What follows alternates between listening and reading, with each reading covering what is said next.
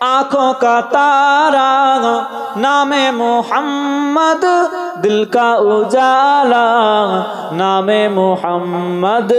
आँखों का तारा नामे मोहम्मद, दिल का उजाला नामे मोहम्मद। आँखों का तारा नामे मोहम्मद, दिल का उजाला नामे मोहम्मद। जन्नत के पातों पे अर्श उला पर आदम ने देखा था नामे मोहम्मद। जन्नत के पातों पे अर्श उला पर आदम ने देखा था नामे मोहम्मद। दिल का उजाला नामे मोहम्मद, आँखों का तारा नामे मोहम्मद।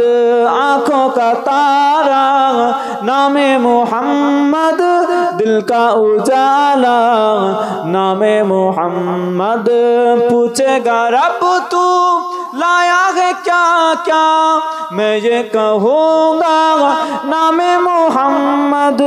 पूछेगा रब तू लाया है क्या क्या, मैं ये कहूँगा नामे मोहम्मद।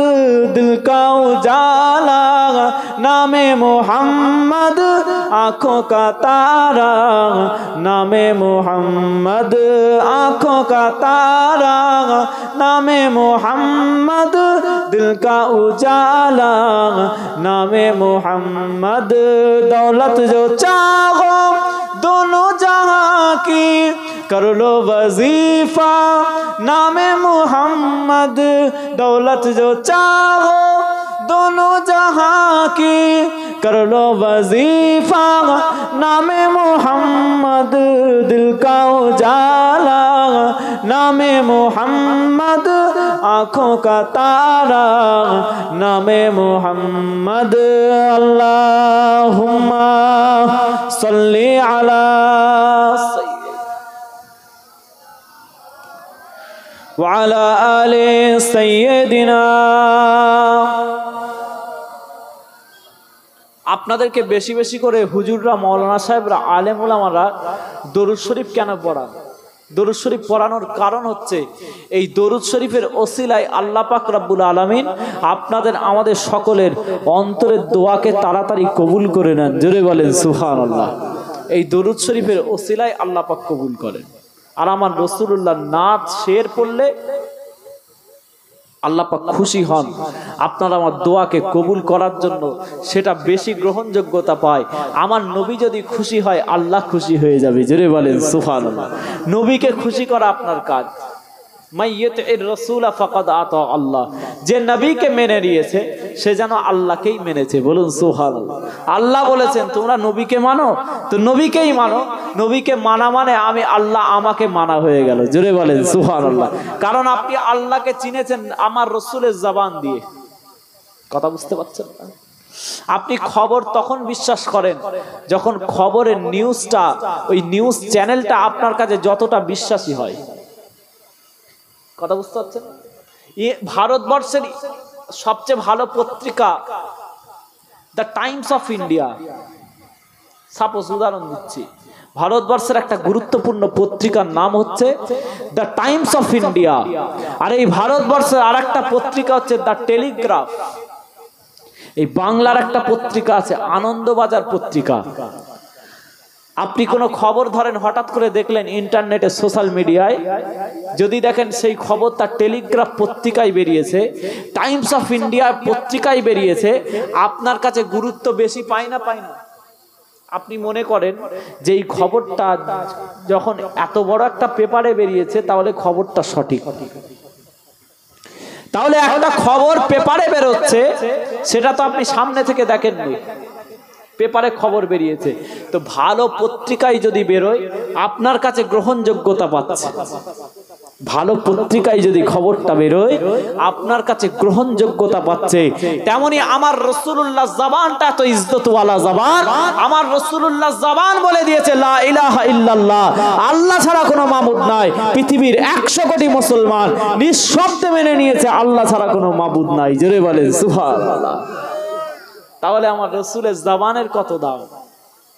আপনাকে খবরটা বিশ্বাস করার আগে যে খবর দিচ্ছে তাকে বিশ্বাস করতে হয়। খবরটা বিশ্বাস করার আগে যে খবরটা দিচ্ছে সে আদৌ ভালো লোক না পাগল, এটা জেনে আপনি খবরটা বিশ্বাস করেন। তাহলে আমার রাসূলুল্লাহ যখন বলেছেন এটা কোরআন, এটা কোরআন, এটা আল্লাহর কিতাব, এটা আল্লাহর কালাম, আল্লাহ লা শারীকা লাহু হাইয়ুন লা ইয়ামুত, আমার নবী যখন বলে দিয়েছেন পৃথিবীর মুসলমান চোখ বুজে মেনে নিয়েছে। কারণ আমার রাসূলুল্লাহ হচ্ছেন পৃথিবীর মুসলমানদের কাছে সবচেয়ে বিশ্বস্ত ব্যক্তি। জোরে বলেন সুবহানাল্লাহ। যার ইজ্জত সম্মান আমার আল্লাহ করে দিয়েছেন। আমার দোস্তরা, নওজওয়ানেরা, মক্কা শরীফের জমিনে আমার রাসূলুল্লাহ ইসলামের প্রচার করছেন, ইসলামের প্রচার করছেন। মক্কার অলিতে গলিতে, পাড়ায় পাড়ায়, নগরে নগরে, শহরে টাউনে, গ্রামে গঞ্জে ঘুরে ঘুরে আমার রাসূলুল্লাহ ইসলামের প্রচার করছেন, মানুষদেরকে বোঝাচ্ছেন কুলু লা ইলাহা ইল্লাল্লাহ তুফলিহু, কুলু লা ইলাহা ইল্লাল্লাহ তুফলিহু। ও দুনিয়ার মানুষ, তোমরা একবার অন্তর থেকে লা ইলাহা ইল্লাল্লাহটা পড়ে নাও, তোমরা সফল কাম হয়ে যাবে। আমার রাসূলুল্লাহ গোটা মক্কা জমিনে প্রচার করছেন, মক্কার অলিতে গলিতে, পাড়ায় পাড়ায়, নগরে নগরে, শহরে টাউনে, গ্রামে গঞ্জে ঘুরে ঘুরে আমার রাসূলুল্লাহ ইসলাম প্রচার করছেন। কিন্তু কেউ মানতে চাইছে না। আবু লাহাব বলে মানবো না, উতবা বলে মানবো না, শিবা বলে মানবো না, শাইবা বলে মানবো না, আবু জেহেল বলে মানবো না, কেউ মানতে চাইছে না। আমার রাসূলুল্লাহ নিজের ঘরের মধ্যে, নিজের হুজরার রুমের মধ্যে আমার রাসূলুল্লাহর মনটা বড় খারাপ। আল্লাহ পাক রব্বুল আলামিন জিবরাইল আমিন ফেরেশতাকে পাঠিয়ে দিয়েছেন, যাও যাও যাও যাও, চলে যাও চলে যাও, আমার হাবিবের কাছে চলে যাও। আমার হাবিবের মনটা কেন খারাপ? আল্লাহ নবী, আল্লাহ রাসূল জানিয়ে দেয়, আল্লাহ পাক আপনার এই তাওহীদের প্রচার করলাম, কিন্তু আমার গ্রামের একটা মানুষও আমাকে মেনে নিতে চাইছে না। আমি এত করে বললাম কুলু লা ইলাহা ইল্লাল্লাহ তুফলিহু, তোমরা একবার অন্তর থেকে লা ইলাহা ইল্লাল্লাহটা পড়ে নাও, তোমরা সফল কাম হয়ে যাবে, তোমরা কৃতকার্য হয়ে যাবে। কিন্তু আবু লাহাব বলছে মানবো না, উতবা বলছে মানবো না, শিবা বলছে মানবো না, শাইবা বলছে মানবো না, কেউ মানতে চাইছে না। এই জন্য আমি রাসূলুল্লাহ, আমার মনটা বড় খারাপ। আল্লাহ পাক রব্বুল আলামিন জানিয়ে দেন, ও আমার হাবিব, শোনো শোনো শোনো শোনো, তোমাকে আমি দায়িত্ব দিয়েছি, তাওহীদের প্রচার করার দায়িত্ব দিয়ে দিলাম। কে মানছে না মানছে দেখার দরকার নাই, কেউ মানুক চায় না মানুক, আবু লাহাব মানুক চায় না মানুক, আবু জেহেল মানুক চায় না মানুক, উতবা মানুক চায় না মানুক, শাইবা মানুক চায় না মানুক, শিবা মানুক চায় না মানুক। এতে আমি আল্লাহ পাক আমার কিছু যায় আসে না। আমার হাবিব মুহাম্মদুর রাসূলুল্লাহ তো আমাকে এক আল্লাহ বলে মেনে নিয়েছে। জোরে বলেন সুবহানাল্লাহ। দুনিয়ার কে মানছে না মানছে এটা আমার জানার দরকার নাই। ও আমার হাবিব, ও আমার রাসূল, আপনাকে কে মানছে না মানছে এটা আপনার জানার দরকার নাই। আপনি কি এটাতে খুশি নয় যে আমি আল্লাহ পাক রব্বুল আলামিন স্বয়ং তো আপনাকে মুহাম্মদুর রাসূলুল্লাহ বলে মেনে নিয়েছি? এতে কি আপনি খুশি নয়? দুনিয়ার মানুষ মানছে না মানছে তাতে কি যায় এসে যায়? দুনিয়ার মানুষ ইসলাম পালন করছে কি না করছে তাতে ইসলামের কি যায় এসে যায়? ইসলাম একদিন বিজয় পাবে, সেটা হয় আপনাকে সঙ্গে নিয়ে পাবে, না হলে আপনাকে ছাড়াই আল্লাহ পাক ইসলামের বিজয় দান করবেন। জোরে বলেন সুবহানাল্লাহ। আপনি নামাজ পড়েন আর না পড়েন, আপনি রোজা রাখেন আর না রাখেন, আপনি হজ করেন আর না করেন, আপনি জিকির করেন আর না করেন, আপনি তাসবিহ পড়েন আর না পড়েন, আপনার কোনো আমলে ইসলামের কিছু যায় এসে যায়? যে ইসলামের কিছু যায় আসে না। তেমনি আমার আল্লাহ বলেছিলেন, দুনিয়াতে কেউ মানুষ চায় না মানুষ, তুমি আমার হাবিব, আমার রাসূল মুস্তাফা, যে তুমি তো আমাকে আল্লাহ বলে মেনেছো, এটা আমি খুশি। জোরে বলেন সুবহানাল্লাহ। আর তুমি কি এতে খুশি নয় যে আমি আল্লাহ স্বয়ং তোমাকে আমার রাসূল বলে মেনেছি? এতে কি তুমি খুশি নয়? এই কথা বলতে আমার রাসূলুল্লাহ আবারও ইসলামের প্রচার করতে লাগলেন। আল্লাহ নবী আল্লাহ রাসূল দিন ও দুনিয়ার বাদশাহ আবারও ইসলামের প্রচার করতে থাকলেন। কুলু লা ইলাহা ইল্লাল্লাহ তুফলিহু। ও দুনিয়ার মানুষ, তোমরা একবার অন্তর থেকে দিল থেকে লা ইলাহা ইল্লাল্লাহটা পড়ে নাও, তোমরা সফল কাম হয়ে যাবে, তোমরা কৃতকার্য হয়ে যাবে। আমার রাসূলুল্লাহ প্রচার করতে থাকলেন, আমার রাসূলুল্লাহ প্রচার করতে থাকলেন।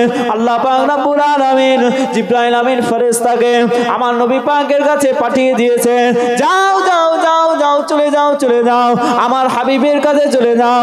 আমার হাবিবকে গিয়ে একবার জিজ্ঞাসা করো যে আমার আল্লাহ পাক জানতে চায় যে তুমি এই পৃথিবীর জমিনে শুধু লা ইলাহা ইল্লাল্লাহর প্রচার করো কেন, মুহাম্মাদুর রাসূলুল্লাহর প্রচারটা কে করবে? তুমি শুধু বলছো লা ইলাহা ইল্লাল্লাহ তুফলিহু, একবার লা ইলাহা ইল্লাল্লাহ পড়ো, কৃতকার্য হয়ে যাবে, জান্নাতবাসী হয়ে যাবে, সফল কাম হয়ে যাবে। তো মুহাম্মাদুর রাসূলুল্লাহর প্রচারটা কে বলবে? এটাও তো বলতে হবে যে মুহাম্মাদুর রাসূলুল্লাহ, আমি মুহাম্মদ সাল্লাল্লাহু আলাইহি ওয়াসাল্লাম, আমি হচ্ছে আল্লাহর রাসূল, এটাও তো বলার দরকার আছে। তুমি শুধু বলছো লা ইলাহা ইল্লাল্লাহ পড়ো, পড়লেই সফল কাম হয়ে যাবে, এটা কেউ বলে? মুহাম্মাদুর রাসূলুল্লাহটা কে বলবে? আমার রাসূলুল্লাহ সাল্লাল্লাহু আলাইহি ওয়াসাল্লাম আল্লাহ পাক রব্বুল আলামিনকে জানিয়ে দেন, ও রব্বি আল্লাহ পাক, এই জমিনে, পৃথিবীর জমিনে, এই মক্কাতুল মুকাররমায় আমি ইসলামের প্রচার করছি।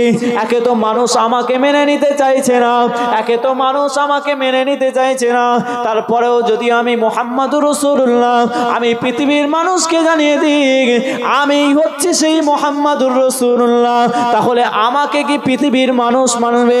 সেটা কি আমার অহংকার হয়ে যাবে না? সেটা কি আমার তাকাব্বুরি হয়ে যাবে না? কারণ ওই মুহাম্মাদুর রাসূলুল্লাহ তো আমি নিজে মুহাম্মদ হয়ে পৃথিবীর মানুষকে কিভাবে বলি যে আমি হচ্ছে সেই মুহাম্মাদুর রাসূলুল্লাহ? এটা আমি কি করে বলবো? এটা কি সম্ভব? আমাকে কি মানুষ মেনে নেবে? দূর দূর করে তাড়াবে। বলে ভণ্ডামুর জায়গা খুঁজে পাও নেই, এক কথা বলছিলে, আবার এখন তুমি নিজেকে নবী দাবি করছো, তুমি আবার আল্লাহর রাসূল বলছো নিজেকে। আমার রাসূলুল্লাহ বললেন, আল্লাহ আমি এইভাবে এখন বলতে পারবো না, হয়তো পরে যদি ইসলামের পরিস্থিতি আরো সুন্দর হয়, পরে মানুষ অটোমেটিক জেনে যাবে যে মুহাম্মাদটা কে। মুহাম্মদ হচ্ছে আল্লাহর রাসূল।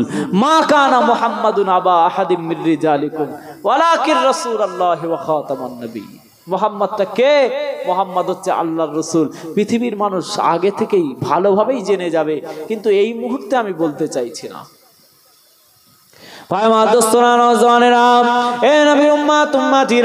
আমার আল্লাহ পাক রব্বুল আলামিন জানিয়ে দিলেন, ও আমার হাবিব শোনো শোনো শোনো শোনো, তুমি এই পৃথিবীর জমিনে লা ইলাহা ইল্লাল্লাহর প্রচার করো, এই পৃথিবীর জমিনে লা ইলাহা ইল্লাল্লাহর প্রচার করো, এই পৃথিবীর জমিনে লা ইলাহা ইল্লাল্লাহর প্রচার করো। আর আমি আল্লাহ পাক রব্বুল আলামিন আমি আমার জায়গা থেকে, আসমান থেকে আমি সারা পৃথিবীর মানুষের দিলে দিলে মুহাম্মাদুর রাসূলুল্লাহকে পৌঁছে দেব। তুমি লা ইলাহা ইল্লাল্লাহর প্রচার করো, মুহাম্মাদুর রাসূলুল্লাহকে কিভাবে পৃথিবীর মানুষকে চেনাতে হয় সেটা আমি আল্লাহ দায়িত্ব নিয়ে নিলাম। জোরে বলেন সুবহানাল্লাহ। এই জন্য পৃথিবীর ধর্ম বর্ণ নির্বিশেষে পৃথিবীতে সবাই কিন্তু মুহাম্মাদুর রাসূলুল্লাহকে চেনে। একটা কথা বলেন তো, আল্লাহকে কি পৃথিবীর সব মানুষ মানে? আল্লাহকে মানে পৃথিবীর সব মানুষ? মুসলমানরা মানে। বর্তমানে 120 থেকে 30 কোটি মুসলমান, এরা আল্লাহকে আল্লাহ বলে মানে। কথা ঠিক কিনা? এটা ছাড়া অন্যান্য কমিউনিটি তারা কিন্তু আল্লাহকে আল্লাহ বলে মানে না, আল্লাহ বলে মানে না। কিন্তু মুহাম্মাদুর রাসূলুল্লাহ যে একজন মহান ব্যক্তি ছিলেন, এই কথাটা কিন্তু পৃথিবীর প্রত্যেকটা জাতি, প্রত্যেকটা কওম, প্রত্যেকটা ধর্ম, প্রত্যেকটা বর্ণের মানুষ এটা জানে। জোরে বলেন সুবহানাল্লাহ। কারণ আমার রাসূলের প্রচারটা কে করেছেন? আমার আল্লাহ পাক পৃথিবীর মানুষের দিলে দিলে, অন্তরে অন্তরে পৌঁছে দিয়েছিলেন। এনসাইক্লোপিডিয়া অফ ব্রিটানিকা, একটা বিশ্বকোষের বই, এনসাইক্লোপিডিয়া। এই এনসাইক্লোপিডিয়া অফ ব্রিটানিকা বলছে কি জানেন? এনসাইক্লোপিডিয়া অফ ব্রিটানিকা বলছে যে হযরতে মুহাম্মাদুর রাসূলুল্লাহ সাল্লাল্লাহু আলাইহি ওয়াসাল্লাম of all religious personalities in the world prophet Muhammad was the most successful. এই পৃথিবীর জমিনে আল্লাহ পাক রব্বুল আলামিন যত মহামনীষীদেরকে পাঠিয়েছেন সবচেয়ে শ্রেষ্ঠ যদি কেউ থাকতে হয় আমিন আল্লাল মদিন আব্দুলাল মুহাম্মদ মুস্তাফা, জোরে বলেন সুবহানাল্লাহ। ইয়াং ইন্ডিয়া ম্যাগাজিন বলে একটা পত্রিকা ছিল, এই সমস্ত দেশ ভাগের আগেতে, কথা বুঝতে পারছি, ইংরেজ পিরিয়ডে একটা পত্রিকা ছিল, পত্রিকার নাম হচ্ছে ইয়াং ইন্ডিয়া ম্যাগাজিন। এই ইয়াং ইন্ডিয়া ম্যাগাজিনের সাংবাদিক গান্ধীজির কাছে গেছে, গান্ধীজির কাছে যে গান্ধীজিকে বলতে আরম্ভ করেছে, মাইকটা মুখের মধ্যে ধরে গান্ধীজিকে জিজ্ঞাসা করছে, গান্ধীজি আজকে আপনাকে আমাদের একটা প্রশ্নের উত্তর দিতে হবে। প্রশ্নটা কি? প্রশ্নটা হলো এই যে মুহাম্মাদুর রাসূলুল্লাহ মুসলমানদের নবী মুহাম্মদ সম্পর্কে আপনার ধারণা কি? এই প্রশ্নটার উত্তর দিতে হবে। আপনি ইন্টারনেটে সার্চ করবেন, ইয়াং ইন্ডিয়া ম্যাগাজিন ছেপেছিল এই বক্তব্যটা। গান্ধীজিকে যখন প্রশ্ন করা হয়েছিল মুসলমানদের নবী মুহাম্মাদুর রাসূলুল্লাহ সাল্লাল্লাহু আলাইহি ওয়াসাল্লাম সম্পর্কে আপনার ধারণা কি, সে সময় গান্ধীজি বলেছিলেন, এই মুহাম্মদ, প্রফেট মুহাম্মাদুর রাসূলুল্লাহ, ইনি এমন একজন ব্যক্তিত্ব, তার সম্পর্কে আমি পড়তে আরম্ভ করলাম, তার সম্পর্কে আমি পড়াশোনা আরম্ভ করলাম। পড়তে পড়তে এই প্রফেট মুহাম্মদ সাল্লাল্লাহু আলাইহি ওয়াসাল্লামের যে জীবনী গ্রন্থ, এই জীবনী গ্রন্থর প্রথম খণ্ডটা আমি পড়ে শেষ করলাম। এই প্রথম খণ্ডটা পড়ে শেষ করার সাথে সাথে আমার দিলের মধ্যে হলো যে কতক্ষণে দ্বিতীয় খণ্ডটা আমি পাবো, কতক্ষণে দ্বিতীয় খণ্ডটা আমি পাবো। এই যখন দ্বিতীয় খণ্ডটা পেলাম, সেকেন্ড ভলিউম ইংরেজিতে প্রফেট মুহাম্মাদের জীবনী, দ্য সিল্ড নেকটার, বিশ্ববিখ্যাত একটা জীবনী আছে রাসূলুল্লাহ সাল্লাল্লাহু আলাইহি ওয়াসাল্লাম, সেটা হচ্ছে আর রাহিকুল মাকতুব। ইংরেজিতে যদি কেউ পড়তে চান, দ্য সিল্ড নেকটার বলে একটা জীবনী আছে রাসূলুল্লাহ, বুঝতে পেরেছেন? আন্তর্জাতিক আপনার কম্পিটিশনে 1 নম্বর হয়েছে এই বইটা, নবীর জীবনী। দুনিয়াতে অনেক জীবনী আছে। মুজাদ্দিদে জামান দাদা হুজুর পীর কেবলা রহমাতুল্লাহ আলাইহির একজন খলিফা, বাংলাদেশের চতুরা প্রফেসর আব্দুল খালেক রহমাতুল্লাহ আলাইহি, নাম শুনেছেন? নাম শুনেছেন আপনারা? চতুরা প্রফেসর আব্দুল খালেক রহমাতুল্লাহ আলাইহি ফুরফুরা শরীফের মুজাদ্দিদে জামানের খলিফা। এই চতুরার প্রফেসর আব্দুল খালেক রহমাতুল্লাহ আলাইহি, যিনি সিরাজুস সালেকিনের মতো গুরুত্বপূর্ণ তাসাউফের কিতাব লিখেছিলেন, তিনি একটা কিতাব লিখেছেন নবীর জীবনী সম্পর্কে, তিনি একটা কিতাব লিখেছিলেন। সেই কিতাবটার নাম হচ্ছে সাইয়্যিদুল মুরসালিন, জোরে বলেন সুবহানাল্লাহ। এই সাইয়্যিদুল মুরসালিন বলে প্রফেসর আব্দুল খালেক রহমাতুল্লাহ আলাইহি একটা নবী পাকের জীবনী লিখেছিলেন। এই জীবনীটা এত কাবুলিয়াত হয়েছে, এই বাঙালি ভাষাভাষী লক্ষ লক্ষ মানুষ এই জীবনীটা পড়ার জন্য পাগল, জোরে বলেন সুবহানাল্লাহ। এই সাইয়্যিদুল মুরসালিন বাংলাদেশে পাওয়া যায়, প্রফেসর আব্দুল খালেক রহমাতুল্লাহ আলাইহির লেখা। এমনকি এই জীবনী পড়তে পড়তে বহু মানুষের আমার রাসূলুল্লাহর সঙ্গে দিদার পর্যন্ত হয়েছে, জোরে বলেন সুবহানাল্লাহ। তো দাদা হুজুর কেবলার একটা একটা খলিফাকেও আল্লাহ পাক কিন্তু দুনিয়ার জমিনে নক্ষত্র করেছেন। সারসিনার নেসার আহমদ রহমাতুল্লাহ আলাইহি কত কিতাব লিখেছেন, বহু কিতাব। সারসিনায় যদি যান, বিশাল দরবার, বিশাল লোকজন হয় সেখানেও। আমার মুজাদ্দিদে জামানের খলিফা আল্লামা রুহুল আমিন রাহমাতুল্লাহ আলাইহি কত কিতাব লিখেছেন। যাক, সেদিকে যাচ্ছি। আমি যে বলছিলাম, গান্ধীজিকে যখন জিজ্ঞাসা করা হলো যে আপনার প্রফেট মুহাম্মদ সম্পর্কে কি ধারণা কি, তিনি বললেন, আমি যখন প্রথম জীবনীটা শেষ করলাম, দ্বিতীয় ভলিউম দ্বিতীয় খণ্ডটা আমি শুরু করলাম, দ্বিতীয় খণ্ডটা শেষ করে আমি গান্ধীজি, আমার মনে হচ্ছে যদি এই রকম আরো বহু খণ্ড থাকতো, আমি একটানা প্রফেট মুহাম্মাদের জীবনীটা পড়ে পড়ে শেষ করতাম, জোরে বলেন সুবহানাল্লাহ। আর তিনি বললেন, এই রকম একজন ব্যক্তিত্বের হাতে সারা পৃথিবীর রাজত্বটা থাকা দরকার ছিল, সারা পৃথিবীর পাওয়ারটা থাকা দরকার ছিল। এই রকম একটা ব্যক্তিত্ব, যিনি মুসলমানদের নবী মুহাম্মদ, মাইকেল এইচ হার্ট একটা বই লিখেছে, যে বইয়ের নাম হচ্ছে দ্য 100। এই দ্য 100 বইয়ে 100 জন মনীষীর জীবনী লেখা হয়েছে। এই 100 জন মনীষীর জীবনীর মধ্যে যে যাকে 1 নম্বর স্থানে দেওয়া হয়েছে সেটা হযরত মুহাম্মদুর রাসূলুল্লাহ সাল্লাল্লাহু আলাইহি ওয়াসাল্লাম, 1 নম্বর স্থান।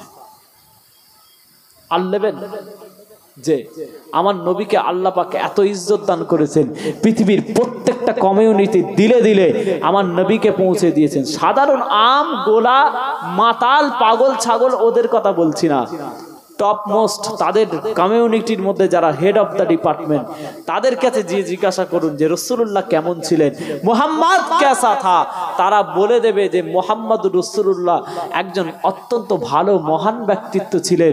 স্বামী বিবেকানন্দ পর্যন্ত বলে দিয়েছে, সকালে ঘুম থেকে উঠেছে, রাস্তা দিয়ে হাঁটছেন, হাঁটতে হাঁটতে দেখছেন বেলুড় মঠ থেকে একটা পত্রিকা পাওয়া যায়, প্রসপেক্টাস, তাতে লেখা হচ্ছে স্বামী বিবেকানন্দ দেখছেন সকালবেলা আপনার আমার এই মসজিদ থেকে মক্তব থেকে যে বাচ্চা বাচ্চা ছেলেগুলো বুকে কোরআন শরীফটাকে নিয়ে পড়াশোনা করে বেরোয়, দেখতে কত সুন্দর লাগে না?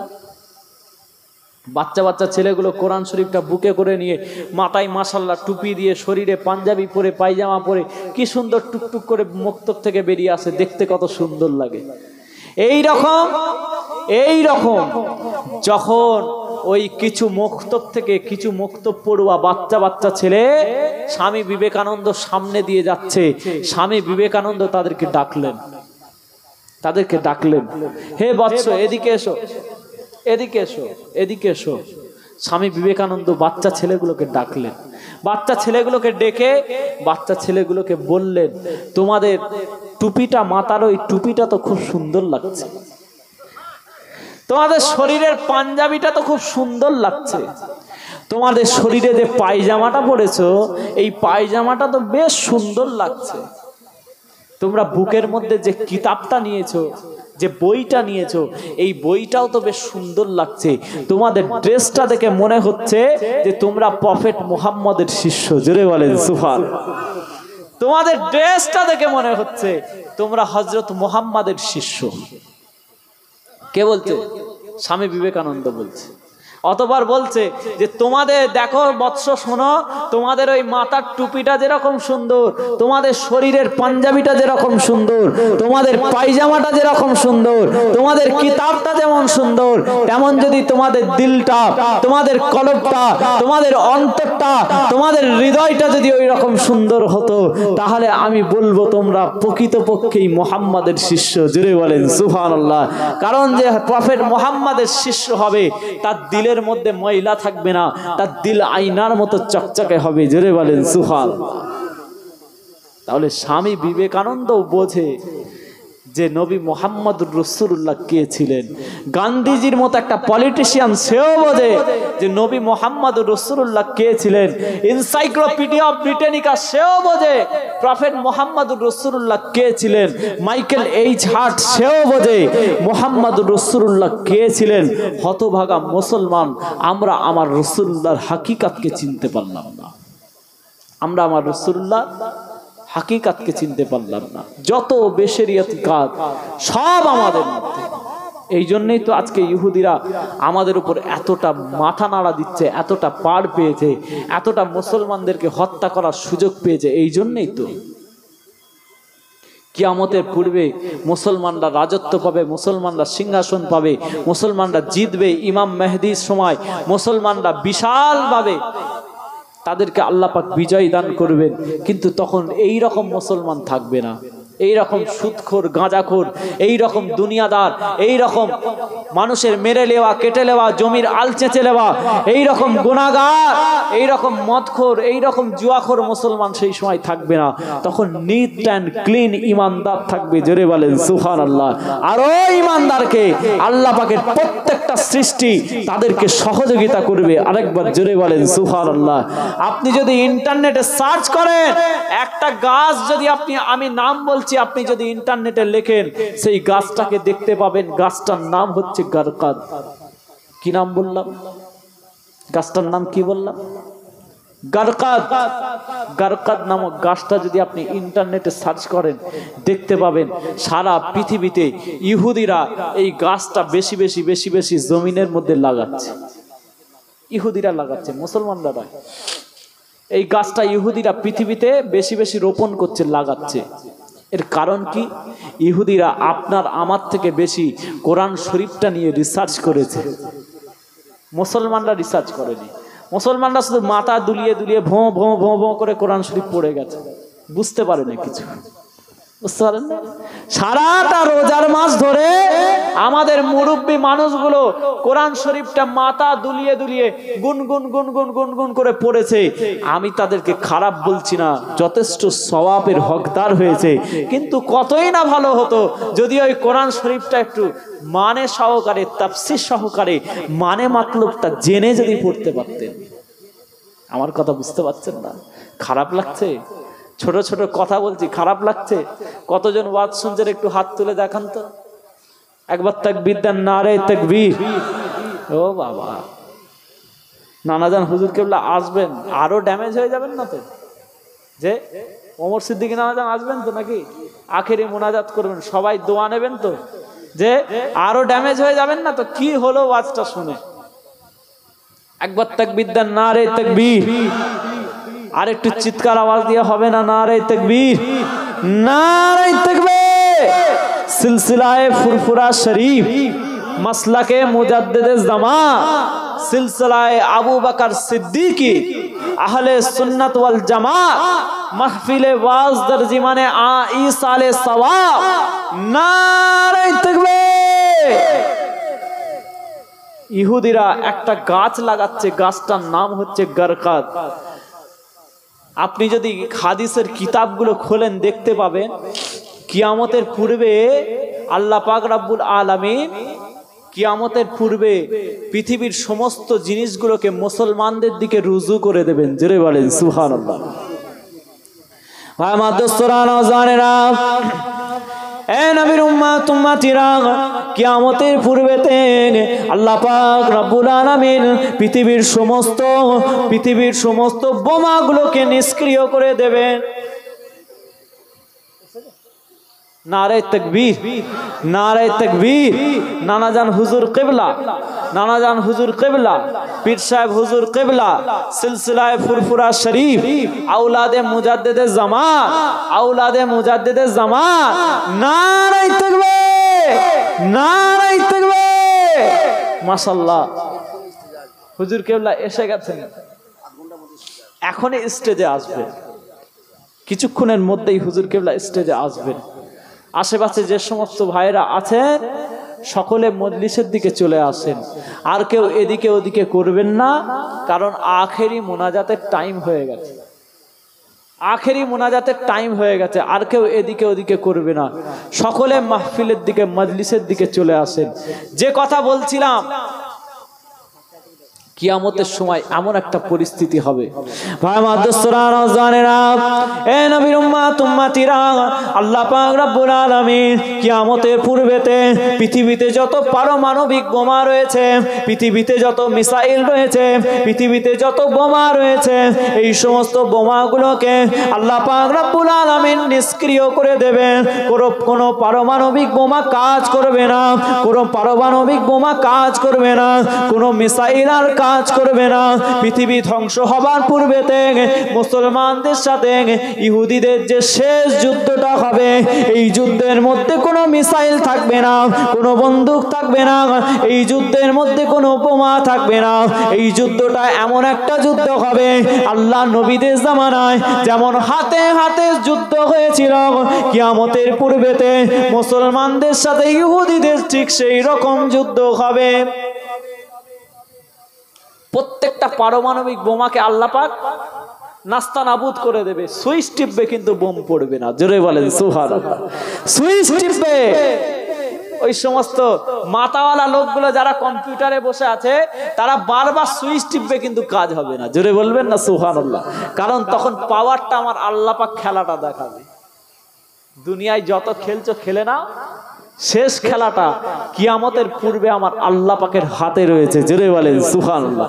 আমার নবীকে যেমন আল্লাহ পাক বলেছিলেন ইজা জা নাসরুল্লাহি ওয়াল ফাত ওয়ারাআইতান নাসা ইয়াদখুলুনা ফি দীনিল্লাহি আফওয়াজা ফাসাব্বিহ বিহামদি রাব্বিকা ওয়াস্তাগফির ইন্নাহু কানা তাওয়াবা। হাবিব, আপনি চিন্তা করবেন না, আপনি একটা সময় দেখতে পাবেন দলে দলে দলে দলে মানুষ ইসলামের দিকে প্রবেশ করছে। জোরে বলেন সুবহানাল্লাহ। যেদিন আল্লাহর সাহায্য আসবে সেদিন বিজয় হবে, মানুষ ইসলামের দিকে ফিরে আসবে। জোরে বলেন সুবহানাল্লাহ।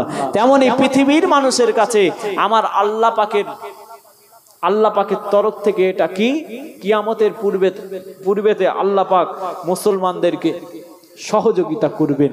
বোমা বারুদ দিয়ে যুদ্ধ হবে না, ডাইরেক্ট যুদ্ধ হবে তলোয়ার দিয়ে।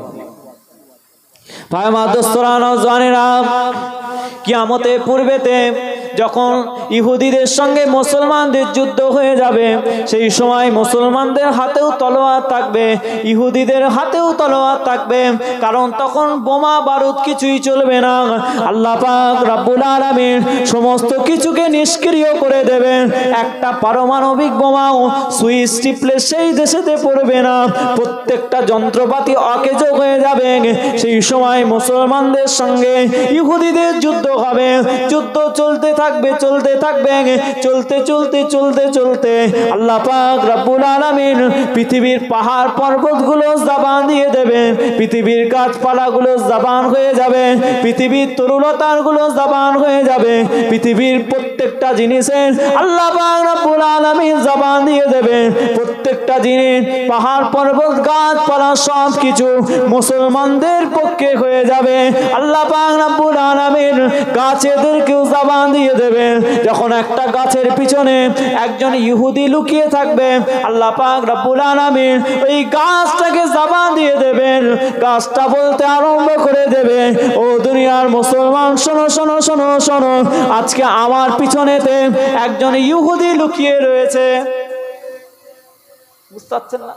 আল্লাহ পাক মুসলমানদের যখন সহযোগিতা করবে, তখন যদি গাছের পিছনে ইহুদি থাকে, গাছটা বলে দেবে আমার পিছনে একজন ইহুদি আছে।